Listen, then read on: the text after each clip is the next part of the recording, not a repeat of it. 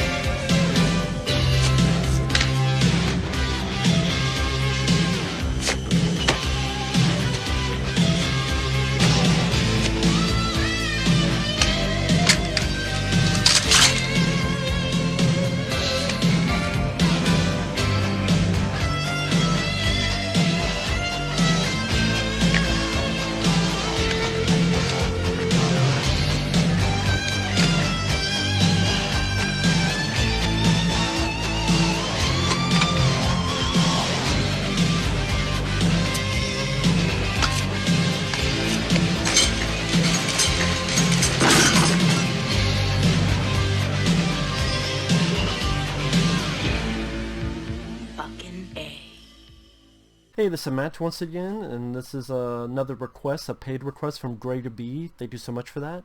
If anyone wants to send any type of paid requests, reviews, topics, reactions, reviews of movies, something else, whatever you feel like, you send the request either directly to my PayPal or join my Patreon.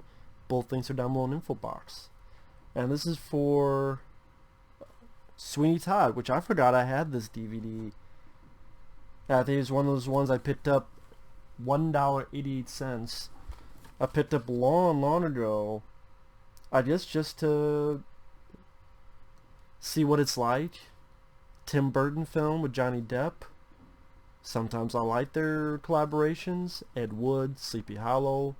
Sometimes I don't, like Alice in Wonderland or Dark Shadows. And this was in between. Like, I didn't hate this film. I don't know much about the source material of Sweeney Todd. That's the thing.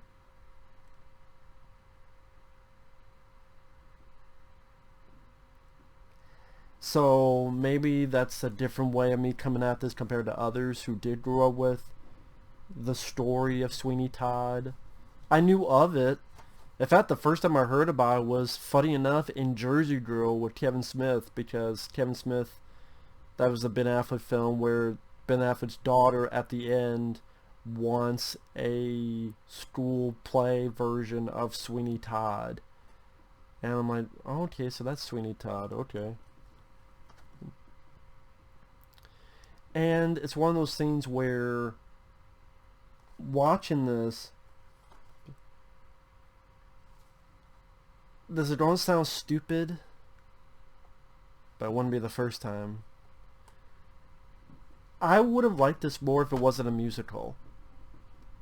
I know that defeats the purpose. What are you talking about, Matt? But when it wasn't a musical, it was working for me. When it became, I mean, and a lot of it is a musical, but like Johnny Depp's performance, Helena Bonham Carter's performance, Alan Rickman, may he rest in peace, the gore when people get their neck slit, and it's like a Kill Bill style gore. And the story about this guy who was accused of a crime he didn't commit, pretty much kicked out of London, in prison for, I think, 15 years or so. He's come back, he wants revenge, and he's a great barber.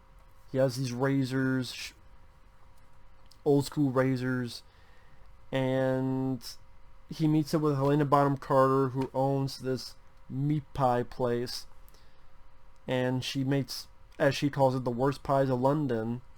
They come to an understanding where he will take revenge and slit people's throats, go through a trap door of the bodies, and then she will use the bodies for the meat in her meat pies, and the pies become very successful.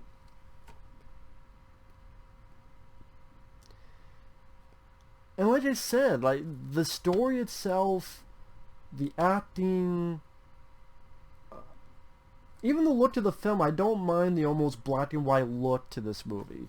sometimes that does bother me, but I just because of the kind of look to the film, it makes the blood that much more richer in redness, and the time period it's supposed to take place in, it didn't bother me as much as it would in others.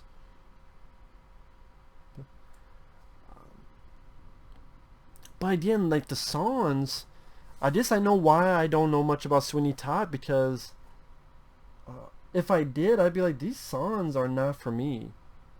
Now, I'm not a humongous musical guy, but there's been musicals I enjoyed. Dreamgirls I enjoyed. Little Shop of Horrors I enjoyed. The Rocky Horror Picture Show. So there have been musicals that I've liked. This one, though, when I got to the music, like how horrible and cruel London is, or he has a fucking song about his razors.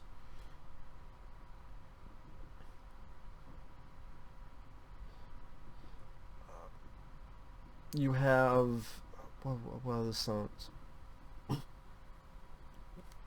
about he's gone so crazy he'll be willing to kill anybody.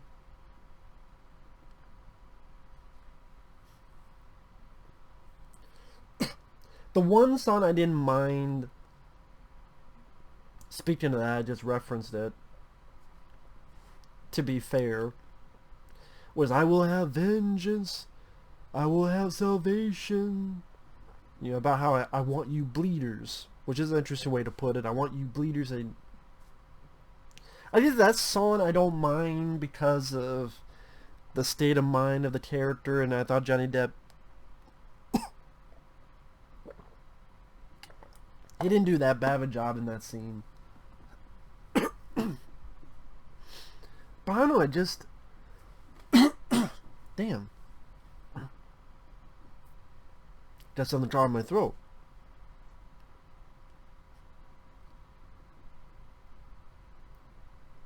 Like I said, without the musical portion, most people would be angry because that's part of the deal. But I just think it would be interesting to have this kind of story without the music sections. And that would be an interesting edit. I don't know how the hell that would work, though. If there was some kind of edit where you took out the musical sections,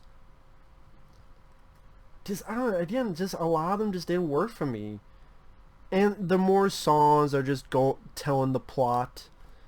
It's not really songs for me that you can listen to on their own. That's just me.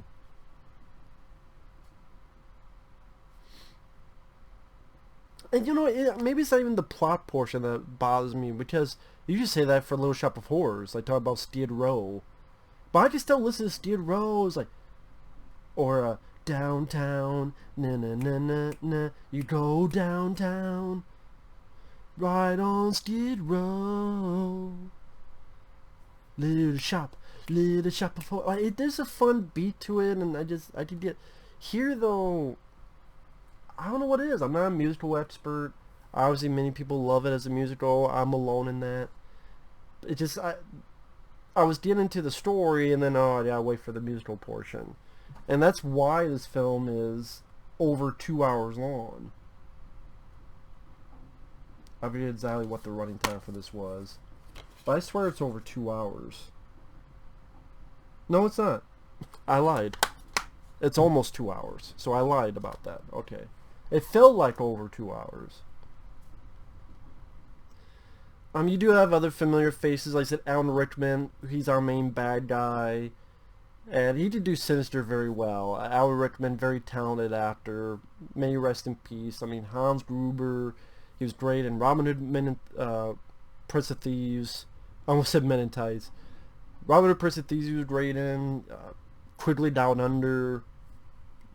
Galaxy Quest. Just Alan Rickman, very talented.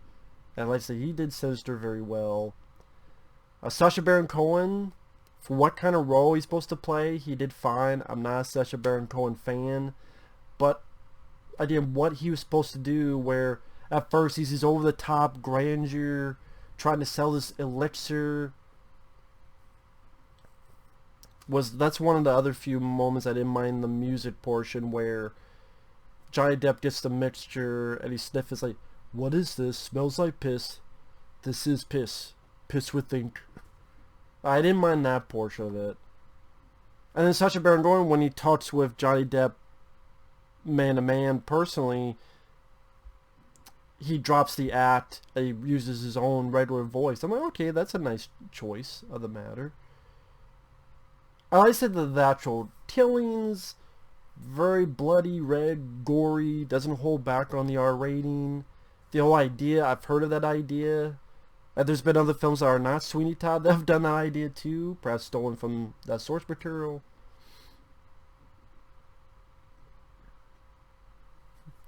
Helena Bonham Carter, I actually thought did a good job. Sometimes I'm like, oh, you know, I'm kind of tired of seeing her. She's only in here because she was Tim Burton's wife at the time. But she fit well. You know, certain dialogue she's given where she's surprised that he killed Sacha Baron Cohen, but then he goes, he tried to take half my earnings. And she's like, oh, well, that's different then. Man, I thought you lost your marbles.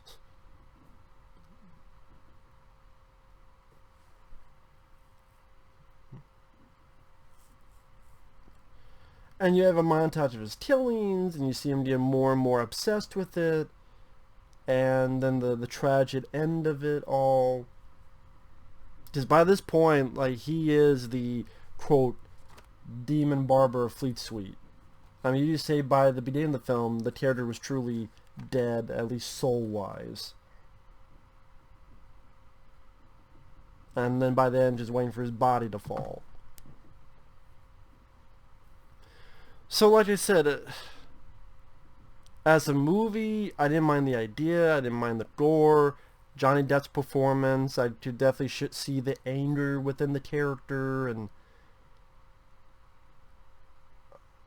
this is an instance where the lack of sympathy for the lead character is understandable. Because at first you understand his vengeance, but then the fact he's just killing anybody, and especially by the end he crosses the line, it just, yeah, this guy's gone too far. And Helena Bonham, like I said, if you're going to do that, make the characters at least somewhat interesting or something to them. Shut up, computer. Like, do something with them where there's, like with Helena Bonham Carter, she treats Johnny Depp's character nice and kind because deep down she's in love with him, and even imagines having this picture perfect life in the future and a family with him. But because of that, she lies and gives him false information about his true love, that she was dead the whole time, and which wasn't the case.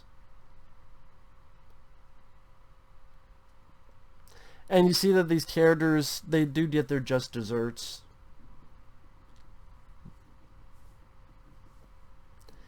And of the Tim Burton movies, like I said, it's definitely not as irritating as Alice in Wonderland. Dark Shadows I just found unfunny with all the trying to be hip references of the 70s. It doesn't rise to meet the levels of Ed Wood or Sleepy Hollow. Like I said, if you cut out all the music stuff and be like, well, Matt, that's the fucking point. Yeah, I know. Which is why I don't watch this film a lot. I don't watch Sweeney Todd a lot because of that. Because the music portions I'm just not into. They just don't fascinate me. They didn't exhilarate me. They didn't make me go, I was just like, I would rather just skip over these and get back to the story. That's just my thought process on it. If you like it for those reasons, that's cool.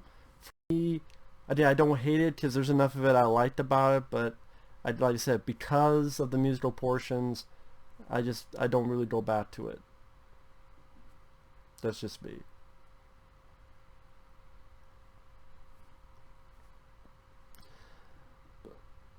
But with that said, thanks for watching. Take care, and we will see you guys later. Bye-bye.